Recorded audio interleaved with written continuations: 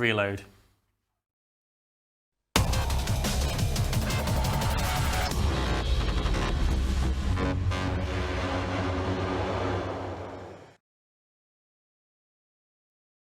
All right, welcome back, everybody. We have another match. This is the last match before we take a brief break, and it is between the Paisti Syndicate and Brothers in Arms Alliance. On the Paisti side, 2 Astartes, 2 Navy Brutics, Phobos, 2 Confessors, 2 Thalias, and a Malediction. And on the Brothers in Arms side, we actually have the first Tinker setup. So we have a Regen Tenku, 2 Sleipnirs, Onyx, Hugin, Gila, and Navy Caracal. So it's going to be a question, can this Tengu tank the Astarte Navy Brutices? Oh, but reload, a Tinker, you say? I don't see any cap transfers. What the hell is happening? Exactly. There is, in the new AT rules, you're not allowed cap transfers. Cap transfers are banned. So this Tengu is a Regen Tengu. That means it has the cap batteries. Obviously, they've been changed. So this is a capacitor battery Tengu. It looks like this Hurricane is actually just nuked through reps.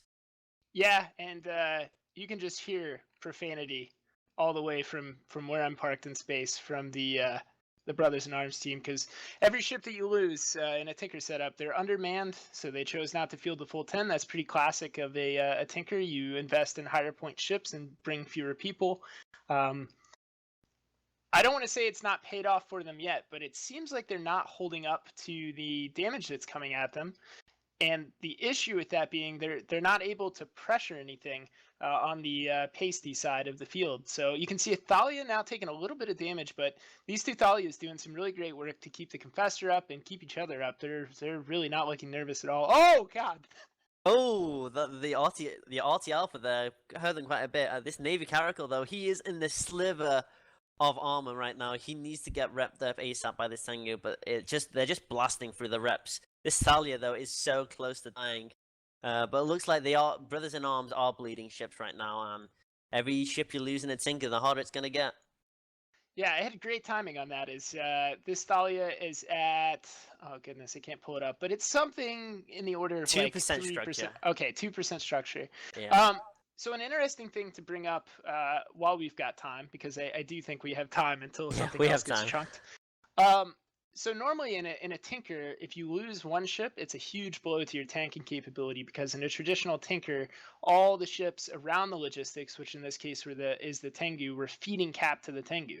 So every time a ship dies, you're losing cap input to your Logi, which is critical. Exactly. With the rule changes, that's not the case. So every ship that goes down on the Brothers in Arms side, yes, it's a big loss, but you're only losing control and DPS. You're not losing survivability, which used to be the case. They really are struggling now. They've got Transotis and the Confessor low. Oh, there you go. Oh, nice you just job, got nice a boom headshot. That RT Alpha on those Sleipnirs. You gotta be careful. If you stay still, they are going to blap you pretty hard. The thing is, this Gila is actually holding in the sliver of shields. He's just going up and down. This Tengu is repping him as much as possible, but he will go down eventually. But the thing is, this isn't a traditional Tinker setup, as Squeeble said. So even if they lose ships, this Tengu survivability will just stay the same. Yeah, unfortunately, their ability to kill small ships is going to be greatly diminished. So yes, these Sleipnirs, as you pointed out, are artillery, which is what made somebody nearly shit their pants earlier. Causal in the Thalia definitely had a moment, but that damage application was largely dependent on the Hugin that they lost at the beginning of the match. So the Hugin has those webs; it slows somebody down. The Sleipnirs come in and take their lunch money, and without those webs, Sleipnirs can still occasionally track, but not super well. Brothers in Arms now taking damage on the Tengu, so Paisti has decided to go for the logistics here. To me, that's an interesting choice. That's a question. Yeah, I would say it's a question.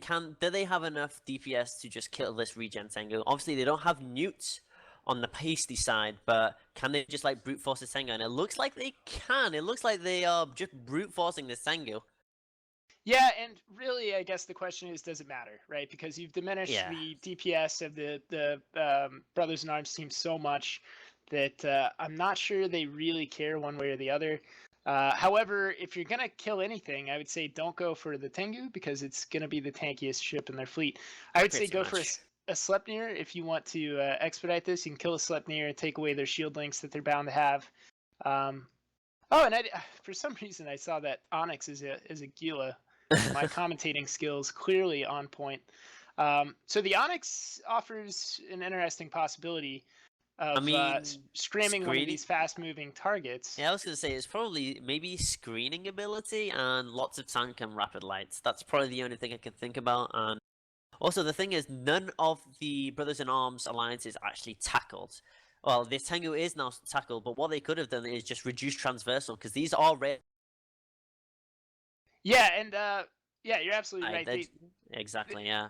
The Brothers in Arms team not terribly mobile, so this malediction in there. Okay, he does have a web actually, yeah, so I should be nicer to him. I thought he was just decoratively screaming. Another Confessor going low. If that Confessor dies, that might actually let the Tengu. I'm guessing the Tengu's running out of heat. That's what we're seeing. Yeah, that's the problem here. He uses all his heat to survive the initial brunt, and although the Confessor does actually go down, but too late, the Tengu is down on the Brothers in Arms side. The Onyx also just decided that it should probably tackle somebody. Before the match is over, and didn't choose that malediction that was right there on top of its Logi, but went out and grabbed something. And it's nice to see, even in a tough situation like this, somebody having a really go out and get him attitude. So yeah, big ups to that Onyx. And it does look like the Paisti are just gonna clear up this now and Sleipnir down in half shields. Yeah, and you have to wonder what. Well, okay, so the Tinker does make sense. It's been proven to work in other tournaments, even though it's changed shape a little bit this year.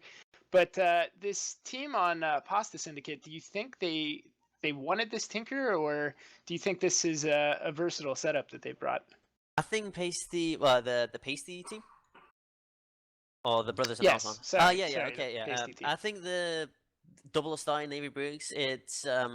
I think it's a viable setup. Lumpy, you didn't see it on the on our stream, but Lumpy brought a similar setup with single aside dual Navy Britics. Instead of the Thalias, we brought an Aneros instead. So so basically, I think this is quite a versatile setup. Has some control, has the Confessors for tackle and tank, and the Malediction to scrum web anything that's that it wants to get too close to these Astartes and the Brutises. And obviously this is a kiting setup. You've got the Phobos for the scram and the rails, so this is just a rail kiting setup, basically. Yeah, and fortunately for them, they didn't really have to do much with it. Yeah, they didn't have to do much kiting, that's for sure. So really the question becomes, is the Tinker, we're calling this team that Brothers in Arms brought a Tinker because it's the same shape as the original Tinker team from years past. But is there really a value to doing this let's all be tanky and sit real close to each other thing? Is it still worth it for that T3 Logi opportunity, or do you think they would have been better served? Well, maybe this is a question for the desk. Sorry, is that last Onyx does go down, so Paisti Syndicate noodles their way into a victory, and Brothers in Arms still in the tournament, but they're going to get bumped down to the losers brackets.